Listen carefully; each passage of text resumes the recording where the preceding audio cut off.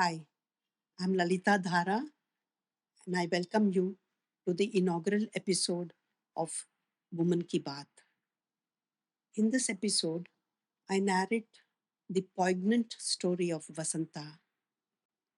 The story is set in the 1960s. I invite you to join me on this journey into the past and stay with me. Vasanta. Vasanta was my elder sister. She was the eldest in a family of four children. Vasanta was vivacious. She was passionate. She was bright. She was warm. She touched the lives of everyone who crossed her path. Vasanta met an untimely, unjust, undeserved, and cruel end. She died at 28. She was crushed under the combined weight of her class, caste, and gender compulsions. Vasanta was born in an Orthodox Tamil Brahmin family to Krishnan, a lower division clerk with the central government, and his beautiful young wife, Rajam, in the year 1938. Ambi, her younger brother, was born 2 years later. The third son, Ramni, was born after a gap of 5 years. I was the youngest, born 9 years after Ramni. Since Appa worked with the central government, he was always away on transfer and was mostly a visiting husband and father. Amma stayed put at Bangalore, looking after home, hearth, and children with a meager amount that used to be money ordered by Appa every month. Of course, this money was never sufficient for the family's growing needs, and Amma had to keep complementing it with credit, borrowing, and the repeated pawning and redeeming of her cherished jewelry, the Vairatode or the Pachamanga necklace. Vasanta and her siblings were educated in the best Christian missionary schools in Bangalore. In addition, Akka and I were put through the mandatory classical music and dance classes. Vasanta passed her SSLC with flying colors but was not sent to college. I cannot afford college education for all my children, bemoaned her father, and reserved that privilege for his sons. After school, Vasanta took up a clerical job at the post office. She also gave French and English tuitions. She was more than ready to take up the mantle of family responsibility. The task of educating her younger brothers fell on her slender shoulders, and she took up the challenge. Besides being attractive, Vasanta was talented. Her English was impeccable. She enjoyed Shakespeare and Wodehouse alike. She was accomplished in Carnatic vocal and Veena. Every morning, I would wake up to the soothing strains of Veena and vocal music as Akka sat engrossed in her morning practice. Her favorite Kriti was a composition of Tyagaraja in Kalyani Raham. వాసుదేవయని వేటలినయిదం వారి గుని గణరే. Not just that, she loved to sing the Christian hymns that she had learnt at school.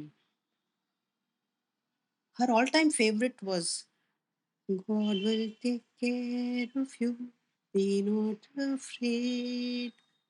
He is your safeguard, protector, and guide.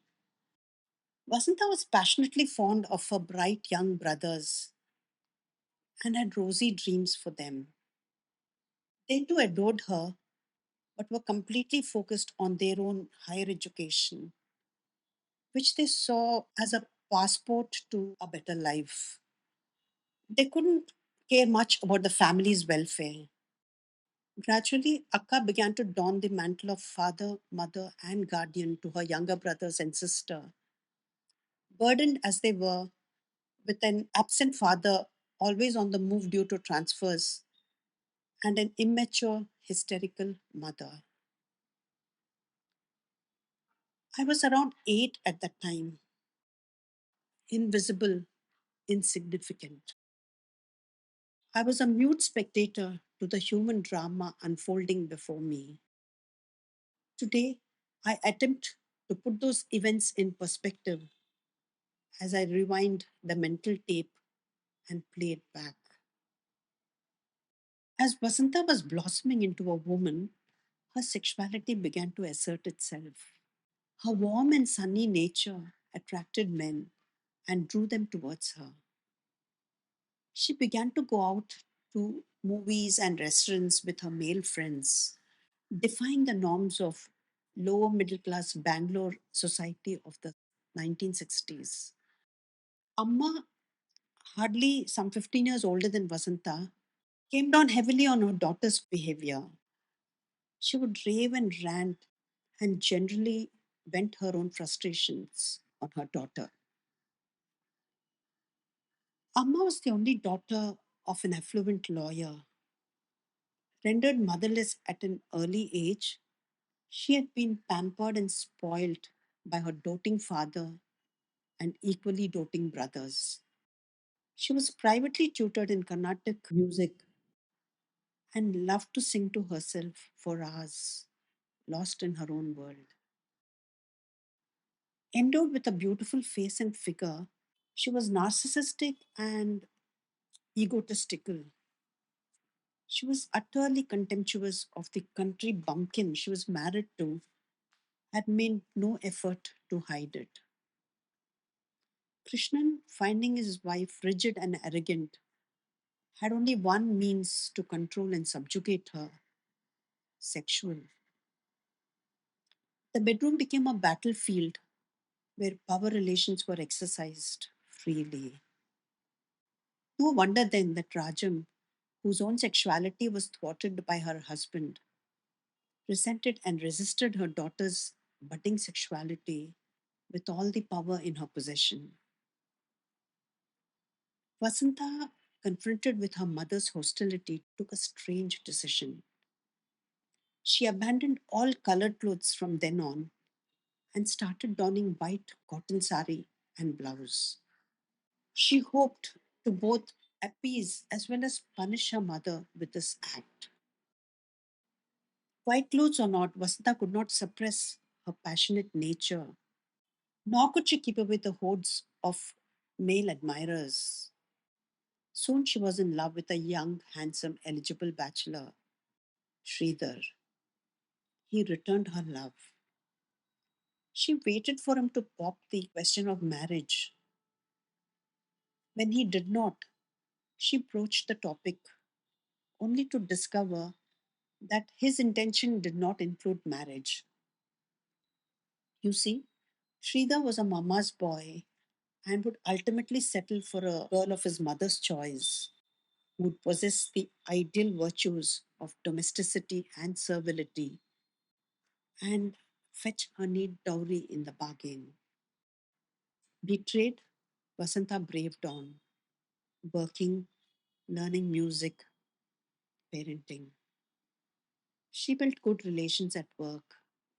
She was the pet student of Saraswati Mami, who taught her music and Veena. She was adored by the major and his wife, whose children she tutored. Vasanta loved to have fun. For Vishu, the Kerala New Year's Day, she would buy new clothes, decorate the house with flowers and kolam, and prepare sweets. On the eve of Vishu, she would arrange the new clothes, samples of different types of grains, and a variety of fruits on a platform. A largish mirror would be placed amidst these. Early on Vishu Day, she would wake us for a ritual glance into the mirror. That done, we would all receive rupees 51 each from her as kaineetam. Thereafter, we would have a bath, wear our new clothes, and make merry. Amma and Appa were mutually incompatible.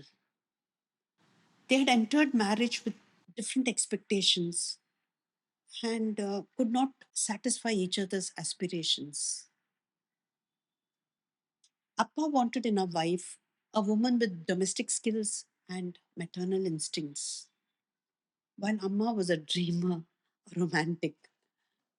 What Amma wanted in a husband, only she knew. It was clear she didn't get it. Their marriage was bitter, violent. Krishnan, frustrated with his wife's insensitivity and indifference, would bash her up at the first opportunity. It was also his way of asserting his masculinity. But the spirited Rajam was no wallflower. She pushed back with equal gusto whenever she could. Strangely, Appa was very gentle with his children and much more so towards the younger two, Ramani and I. Whenever he was in town, he would regale us with fun blue whale stories and toffees and occasionally indulge us with a masala dosa and filter coffee from Koshi's restaurant. Even though Vasanta had personality issues with her mother, she empathized with her situation and took up cudgels on her behalf, which did not go down well with Appa. Pushed into a corner by insensitive parents and an indifferent society, Vasanta developed epileptic fits. One day, while at the office, she fell down. Her body began to be racked by seizures. Her mouth began salivating. After a few minutes, she recovered and went back to work. Now, these fits were a regular feature of her life. Her days were filled with dread and uncertainty. She would be besieged with a fit anywhere, anytime. At this juncture, there came a turning point in her life. A distant relative, Murali, landed up from Trivandrum at our place. Murali was a musician who came to Bangalore to make his fortune. He had a golden voice and sang divinely. He was also tall and handsome. Vasanta and Murali fell in love with each other. It was love at first sight and it was total. They were lost to the world. For hours they would croon to each other. Her favorite song was "ये जिंदगी उसी की है." His was "मेरा नाम राजू घराना नाम." They had found heaven and haven in each other's arms. They decided to wed and went to a studio to have their joint photograph clicked. Thereafter, they announced their decision to tie the knot. Now, all hell broke loose. What? Marry an uneducated, struggling musician? Thundered the uncles. Everyone in the family, including the brothers, echoed the same sentiment. The family prestige was at stake. Unilaterally, they decided that Murli was not good enough and proceeded to tear up the Murli Vasanta photograph into shreds. Little did they realize that in so doing, they'd also torn up her heart, her spirit, and her desire to live. Utterly defeated, Vasanta tried to immolate herself, but her attempts were aborted by the timely intervention of family member. Vasanta was not allowed to live. Vasanta was not allowed to die. As Vasanta's desire to live receded, her illness started progressing. She was admitted to the state government hospital for mental health and spent some 2 months there under observation. While there, she captured everyone's heart, from the ward boys to the doctors, including the then world famous neurosurgeons, Dr. Prasad and Dr. Bhaskar, who treated her. She was diagnosed with brain tumor that needed a major brain surgery lasting around 12 hours. Even as she was wheeled into the operation theatre, she joked with the nurses. The operation was a failure. Vasanta emerged from the hospital partially paralyzed, her eyesight considerably weakened. She had to quit her job. She could no longer indulge in her favorite pastime, reading. Battered in health and spirit, Vasanta carried on, braving her mother's hysterical outbursts and her father's helplessness. She had only one goal now: her brother's education. She wanted Ambi to complete his engineering without hassles. Strange dreams tormented her. A huge temple with a magnificent gopuram was being constructed. Each time it neared completion, the structure came tumbling down. Vasanta was petrified. She felt that this recurrent nightmare was symbolic of her aspiration for her brothers. Her spirit battled on, but her physique caved in. Her entire right side was paralyzed. Her eyesight became blurred. She was worsening. At this time, our father reached out to her.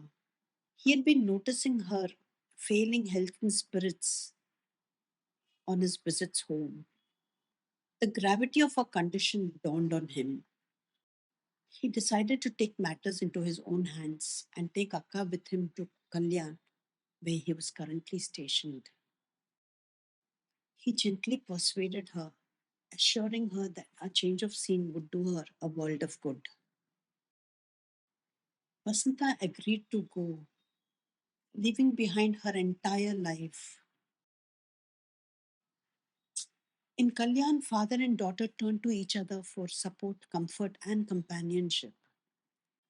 Whenever Vasanta would say, Appa, I'm unable to do any household work. I'm such a burden on you, am I not? Appa would gently reply, Kunde, if this paralysis had happened to me, would you not have done the same for me? Akka's eyes would fill with tears. She would smile through her tear filled eyes and hug him. Whenever Ambi or Ramni visited her at Kalyan, they would read aloud Wodehouse, her favorite author, to her. She would laugh and laugh as she listened to the antics of Bertie Wooster. Father and daughter now shared a splendid rapport. Appa would cook and feed his daughter and even comb her hair. Come Sunday, they would travel to the gateway of India hand in hand and go boating. Vasanta would dip her hands in the cool waters and feel the waves beneath her fingers. Her face would light up. A smile would curl her lips. Her eyes would close. She was at peace with herself. The fits, meanwhile, continued unabated. On one occasion, the seizures were particularly vicious, lasting the entire night. Next morning, Akka stood up and told her father, Appa, I must go. Someone is calling me. She died soon after.